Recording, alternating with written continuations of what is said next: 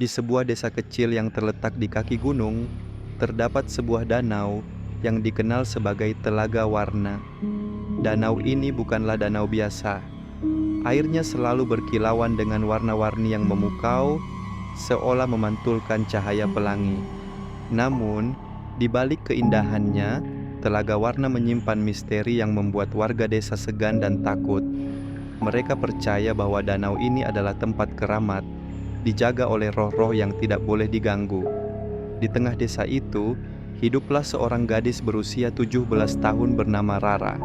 Ia dikenal sebagai anak yang cerdas, penuh semangat, dan memiliki rasa ingin tahu yang besar.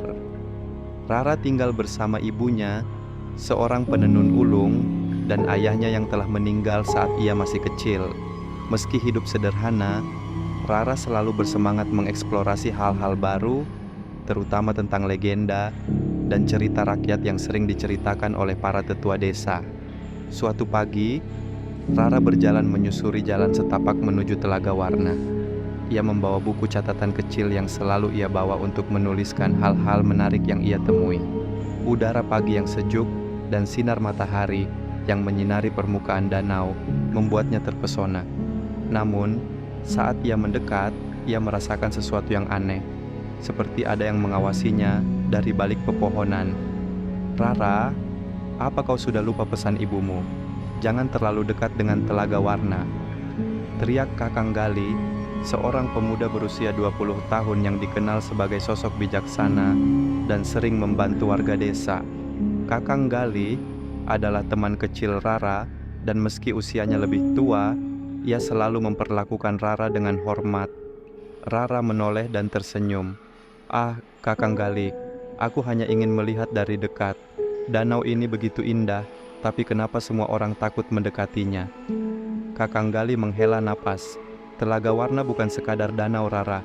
Ia menyimpan rahasia yang tidak boleh diungkap sembarangan. Ada kekuatan di sini yang tidak bisa kita pahami. Rara mengerutkan kening. "Rahasia? Apa maksudmu?" Kakang Gali memandang ke arah danau, matanya penuh dengan kebijaksanaan. "Dulu, sebelum kita lahir, ada seorang putri yang dikorbankan di sini. Sejak itu, air danau ini berubah warna, dan rohnya dikatakan masih berkeliaran. Warga desa percaya bahwa siapapun yang mengganggu ketenangan Telaga Warna akan menerima kutukan." Rara terdiam sejenak, lalu mencatat apa yang baru saja ia dengar.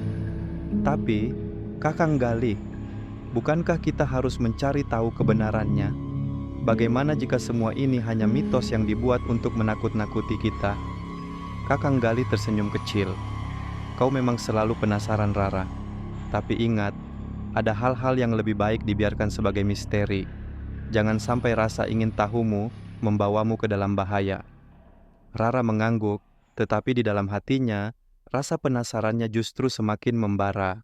Ia memandang Telaga Warna sekali lagi, dan kali ini ia merasa seperti ada sesuatu atau seseorang memanggil namanya dari kejauhan. Setelah percakapan dengan Kakang Gali, Rara pulang ke rumah dengan pikiran penuh pertanyaan. Ia tidak bisa melupakan perasaan aneh yang ia rasakan di Telaga Warna, seperti ada yang memanggilnya. Malam itu, saat ia berbaring di tempat tidurnya, suara itu kembali terdengar. Kali ini lebih jelas. "Rara, Rara." Suara itu lembut, seperti bisikan angin, tetapi terdengar sangat nyata. Rara membuka matanya dan melihat sekeliling. Kamarnya gelap, hanya diterangi cahaya bulan yang menyelinap melalui jendela.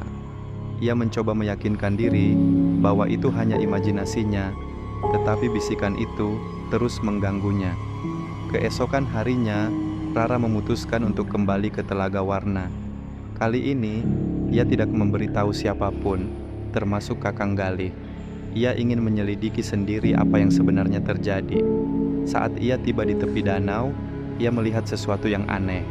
Sebuah batu besar dengan ukiran simbol-simbol kuno yang sebelumnya tidak ia perhatikan. Rara mendekati batu itu dan mengamati ukirannya. Simbol-simbol itu terlihat seperti tulisan kuno, tetapi ia tidak bisa membacanya. Tiba-tiba, tangannya tanpa sadar menyentuh batu itu. Begitu ia melakukannya, udara di sekitarnya berubah. Angin berhembus kencang, dan air Telaga Warna mulai bergolak, berubah warna dari biru jernih menjadi merah darah. Rara terkejut dan mencoba menarik tangannya, tetapi seolah ada kekuatan yang menahannya. Ia merasa seperti ada energi aneh mengalir melalui tubuhnya. Tiba-tiba, ia mendengar suara jeritan dari kejauhan. Ia menoleh dan melihat bayangan seorang wanita berdiri di tengah danau. Wanita itu mengenakan gaun putih dan wajahnya terlihat sedih. "Rara, tolong aku." Suara wanita itu terdengar jelas meski dari kejauhan. Rara ingin bertanya, tetapi tiba-tiba bayangan itu menghilang dan air danau kembali tenang. Rara berhasil melepaskan tangannya dari batu itu dan berlari pulang dengan jantung berdebar kencang.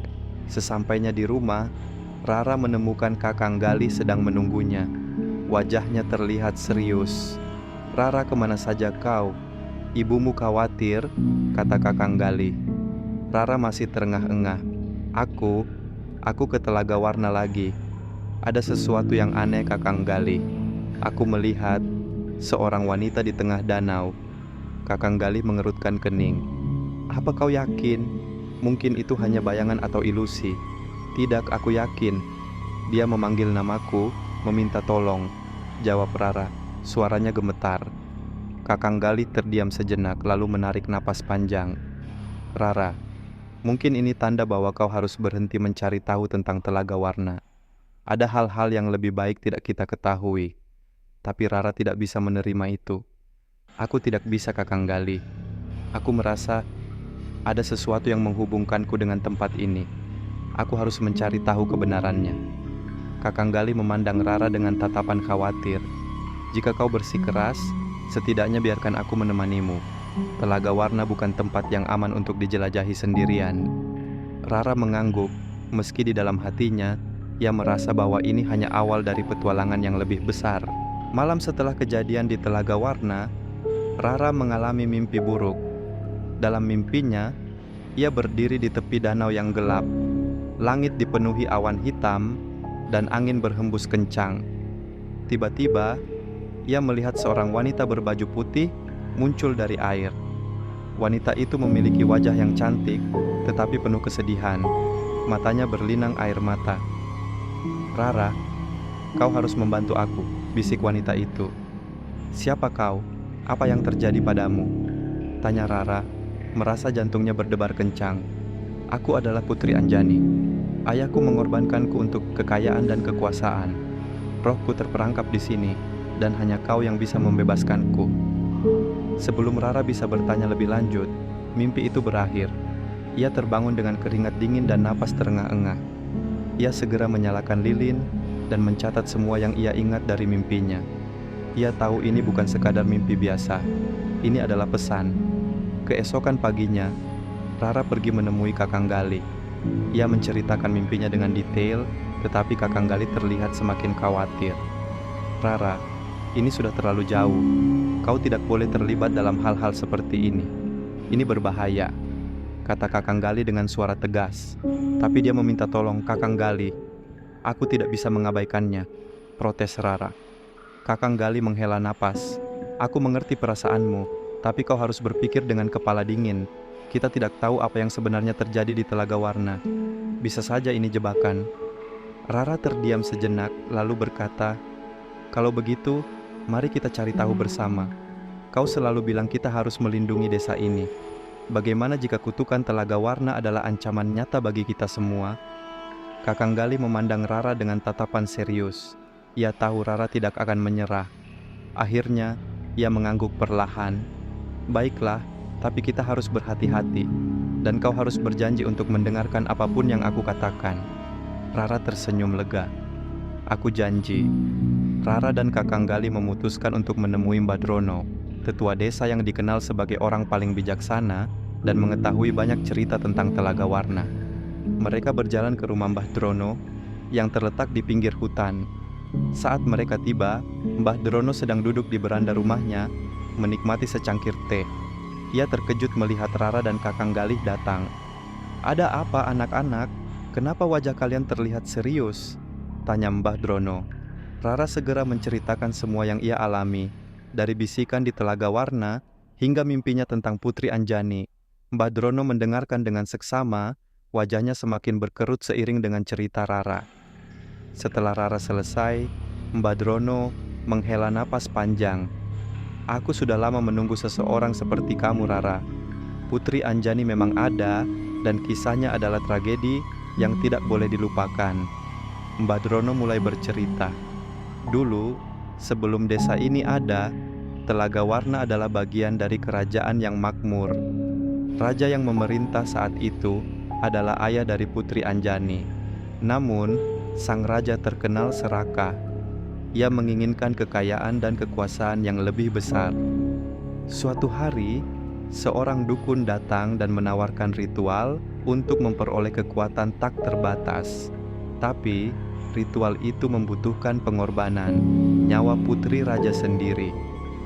Rara dan Kakang Galih terdiam, terpaku oleh cerita itu. Putri Anjani dikorbankan di Telaga Warna, lanjut Mbah Drono. Sejak itu, air danau berubah warna dan rohnya dikatakan tidak bisa beristirahat. Kutukan itu juga membawa malapetaka bagi kerajaan yang akhirnya runtuh. Rara merasa dadanya sesak. Jadi, Putri Anjani meminta tolong karena rohnya terperangkap. Mbah Drono mengangguk. "Ya, tapi membebaskannya tidak mudah. Kau harus menemukan permata hatinya yang tersembunyi di dasar danau. Tapi itu sangat berbahaya. Banyak yang mencoba, tapi tidak pernah kembali."